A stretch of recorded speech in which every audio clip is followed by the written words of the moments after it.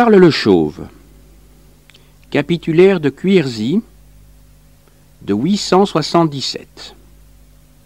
Je me propose de lire en parallèle ce texte avec sa traduction en français. Tout d'abord l'introduction du texte en français.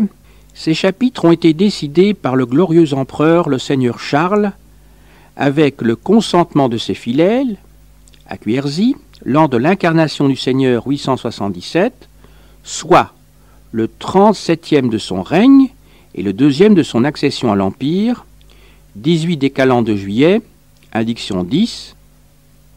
Il traite de ce qu'il précisa lui-même et de ce qu'il fit répondre par ses fidèles. Pour faciliter la compréhension, je donnerai chaque fois d'abord le texte français et ensuite le texte latin. 8. Si, avant notre retour, certains honneurs sont, dans l'intervalle, devenus vacants, considérons ce qu'il en advient. Octo. Si antequam redeamus, aliqui honores interim aperti fuerint, considerandum quid inde agatur. Réponse. Si avant que la faveur divine nous ait permis de retourner, quelque archevêque a trépassé, que l'évêque voisin de son diocèse veille, avec le comte, à son siège, jusqu'à ce que la nouvelle du décès de cet archevêque vienne à notre connaissance.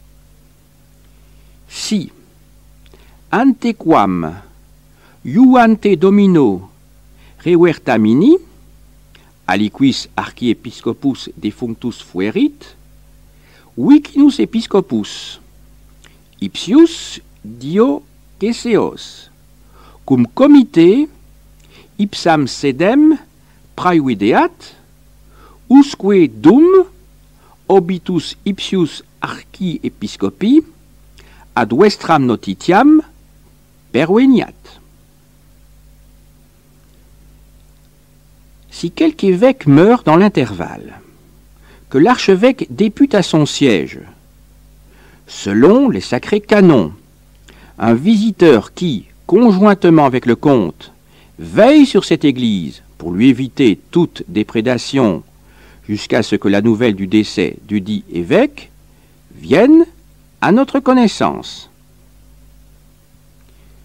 Si aliquis episcopus interim obierit, archiepiscopus ipsi sedi visitatorem secundum sacros canones deputet, qui una cum comite ipsiam ecclesiam ne praedetur custodiat, usque dum ipsius episcopi obitus ad vestram notitiam perveniat.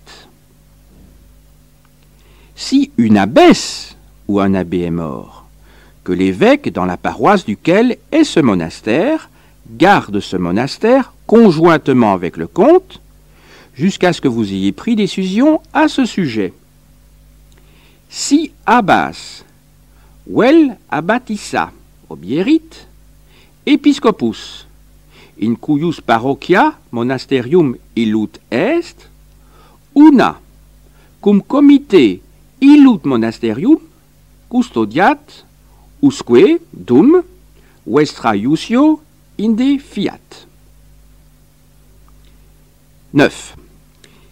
Si est mort un comte dont le fils est avec nous, que notre fils et le restant de nos fidèles désignent parmi ceux qui lui ont été les plus proches et le plus familier, celui qui veillera sur ce comté avec les ministériaux de ce comté et l'évêque jusqu'à ce que la nouvelle nous en parvienne.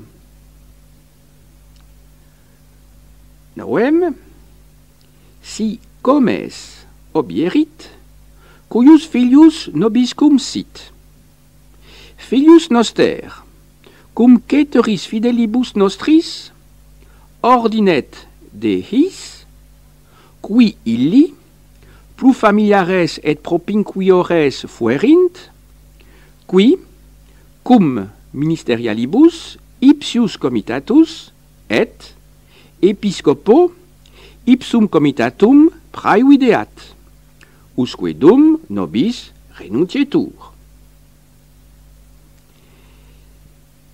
Et s'il y a un fils très jeune, que cet administrateur, avec les ministériaux dudit comté et l'évêque de la paroisse duquel il dépend, veille sur ce comté, jusqu'à ce que nous en ayons connaissance. Si autem filium parulum abuerit, isdem cum ministerialibus ipsius comitatus, et episcopo, in cuius parochia consistit, eundem comitatum praevideat, donec ad nostram notitiam perveniat. Et s'il n'y a pas d'enfant, que notre fils, avec le restant de nos fidèles, décide qui veillera sur le comté, avec les ministériaux du comté, et l'évêque, jusqu'à ce que nous en ayons décidé. Si vero filium non abuerit, filius noster cum caeteris fidelibus nostris ordinet, qui cum ministerialibus ipsius comitatus, et episcopo ipsum comitatum praevideat, donec iusio nostra inde fiat. Et à ce sujet, que personne ne s'irrite si nous donnons le dit comté à tel qui nous aura agréé, plutôt qu'à tel autre qui, jusque-là, aura veillé sur lui.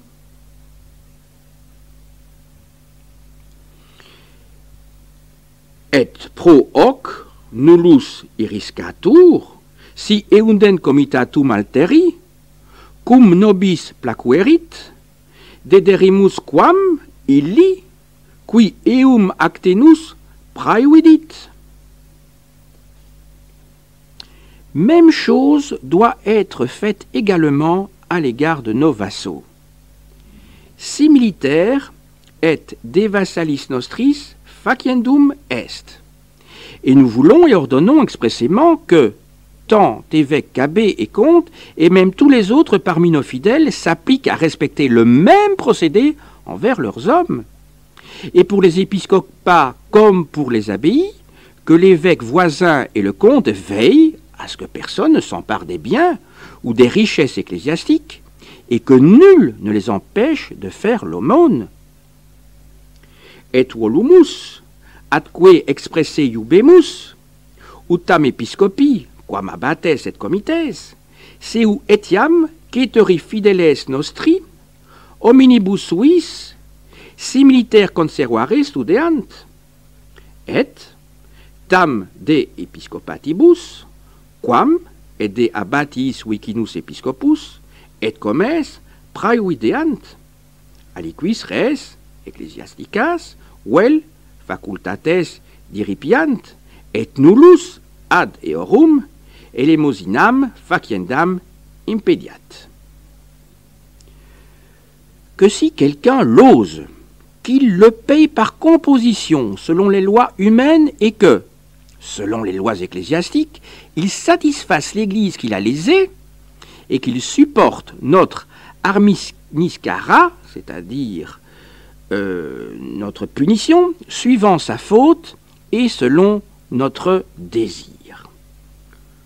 Quodsi praesum serit, et secundum leges humanas, o componat, et secundum leges ecclesiasticas inde ecclesiae, quam laesit, satisfaciat, et nostram armiscaram, secundum modum culpae et ut nobis placuerit sustineat. Réponse.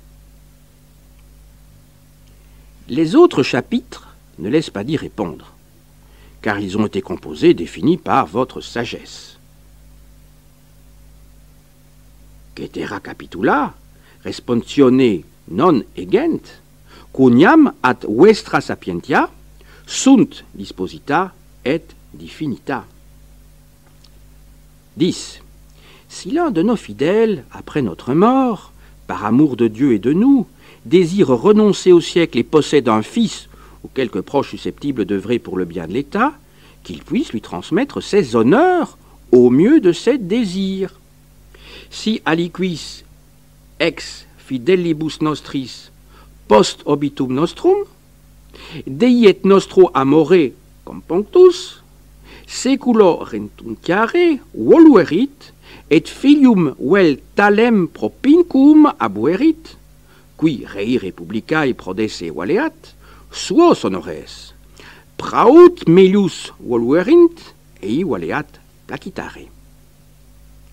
Et s'il désire vivre tranquillement sur son alleu, que nul n'ose l'en empêcher d'une manière quelconque, et qu'on ne lui réclame rien d'autre que le seul devoir d'aller défendre la patrie.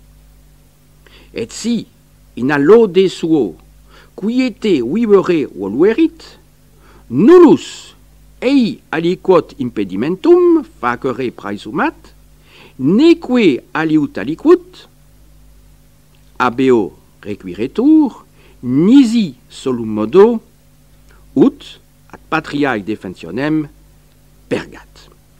Ce texte a été publié dans le tome 2 des Capitularia des Monumenta Germaniae Historica. Passons aux commentaires. Le capitulaire de Cuirzy, redécouvert par l'Ancien Régime, a été immédiatement interprété comme une loi constitutive de la féodalité. Par la suite, il a été considéré comme une mesure éminemment temporaire, caduque au bout de 5 mois. Entre ces deux appréciations, seule l'étude attentive du texte peut nous permettre de trancher. Sa forme même, avec ses réponses à la fin des chapitres, est très intéressante, car nous voyons comment il s'est élaboré au cours d'un dialogue entre l'empereur et ses fidèles, réunis à un palais général. Le préambule, probablement postérieur, nous permet de fixer la date. 14 juin 877. De vérifier l'indiction. Si on fait le compte, c'est 877 moins 312 divisé par 15, a bien pour reste 10, et de présenter l'auteur, Charles le Chauve, roi depuis le 20 juin 840, souverain de Francie occidentale depuis le traité de Versailles et empereur depuis le 25 décembre 875, grâce au pape Jean VIII et malgré les envies de ses neveux Carloman et Charles le Gros, ou l'intervention militaire de leur père, Louis le Germanique. L'extrait proposé nous apprend que, le 18 des calendes de juillet 877, l'empereur Charles, à Cuirzy, à la veille d'une expédition, traite avec ses fidèles des honneurs qui seraient vacants durant son absence et confie leur administration, sous réserve de sa décision ultérieure, aux comtes voisins, assistant l'évêque s'il s'agit d'un archevêché ou d'une abbaye, et le visiteur du métropolitain dans le cas d'un évêché.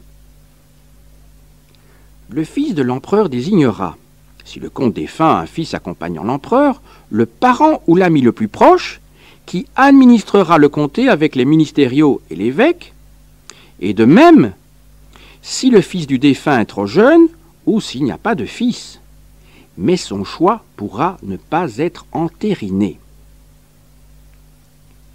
Procédé semblable pour les vassaux du roi et tous les autres.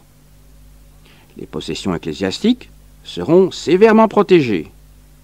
Le vassal qui, après la mort de l'empereur, désire se retirer peut transmettre ses honneurs à son héritier. S'il se retire sur son alleu, on ne pourra exiger de lui que de défendre la patrie.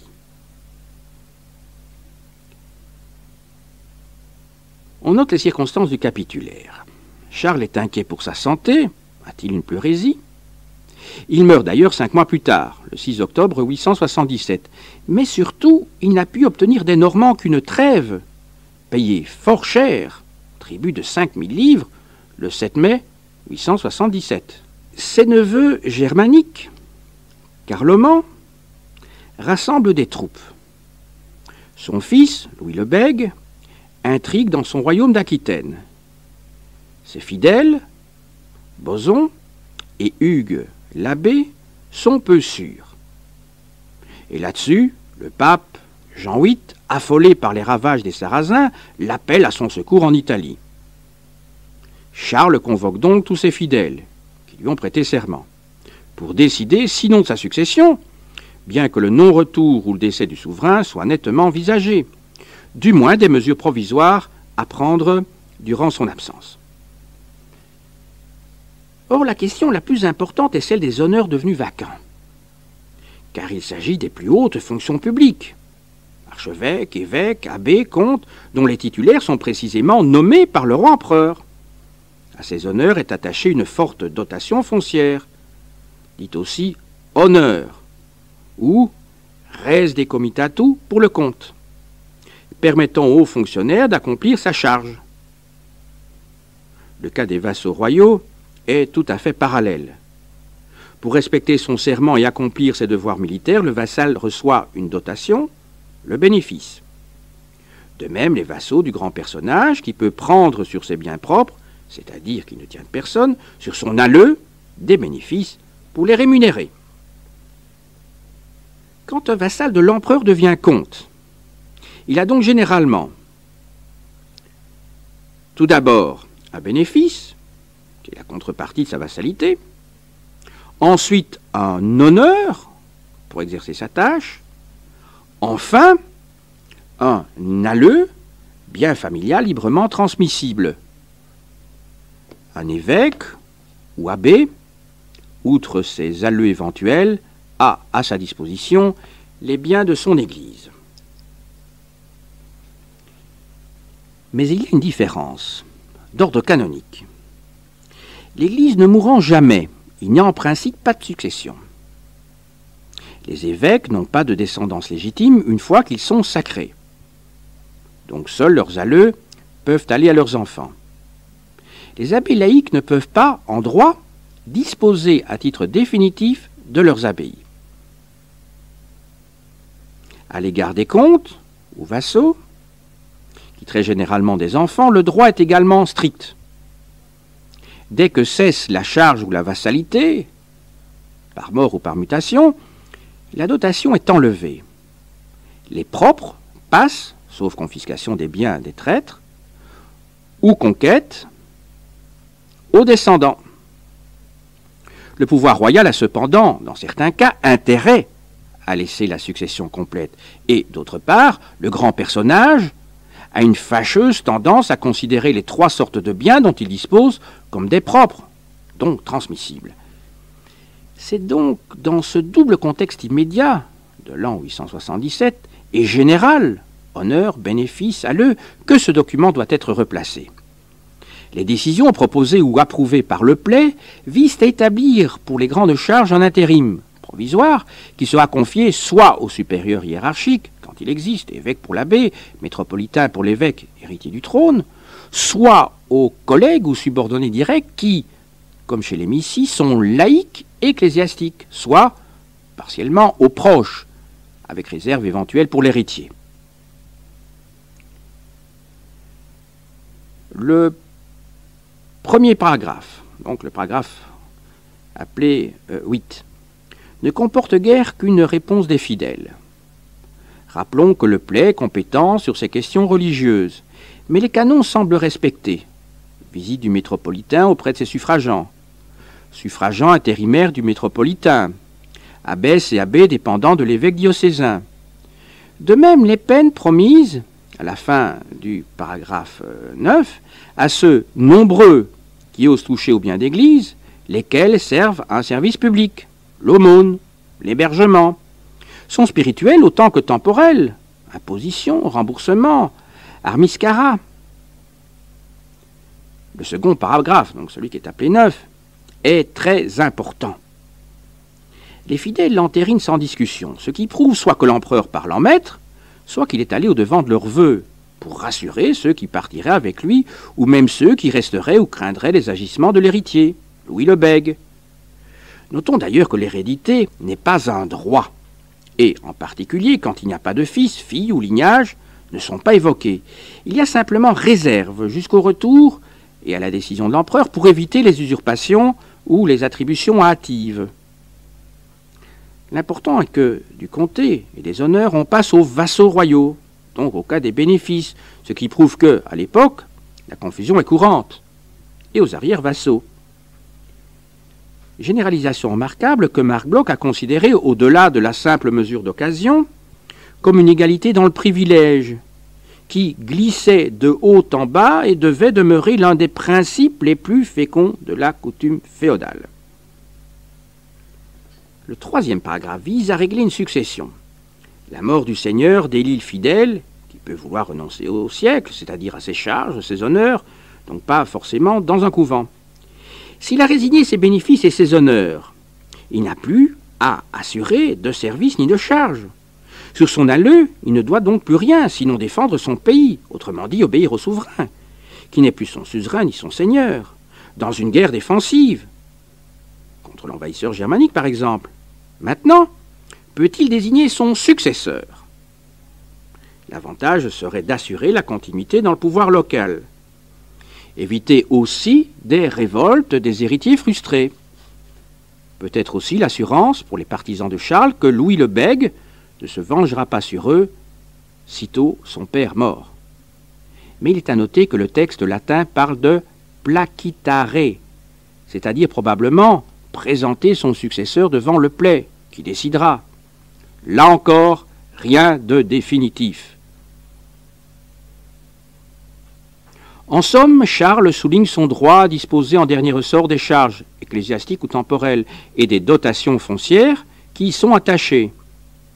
Probablement pas parce que ses grands le lui contestent, car il serait maladroit de les braver au moment où il les réunit pour avoir leur aide financière et militaire, mais plutôt pour valoriser la réserve qu'il fait, sans se lier les mains, en faveur de l'hérédité des laïcs, ce qui lui concilie les comtes et aussi les arrière-vassaux et la majorité des hommes libres qui, protégés contre l'arbitraire, contrebalancent la puissance des trop grands seigneurs, lesquels seront à leur tour à l'abri des vengeances de Louis. Le capitulaire de Cuirzy n'est donc une étape, allant certes dans le sens de l'évolution, qui fait du bien temporaire ou viager, rémunération d'un service ou d'une charge, un bien héréditaire dont la contrepartie, serment et service, n'est plus qu'accessoire, mais il est abusif de le considérer comme l'acte de naissance.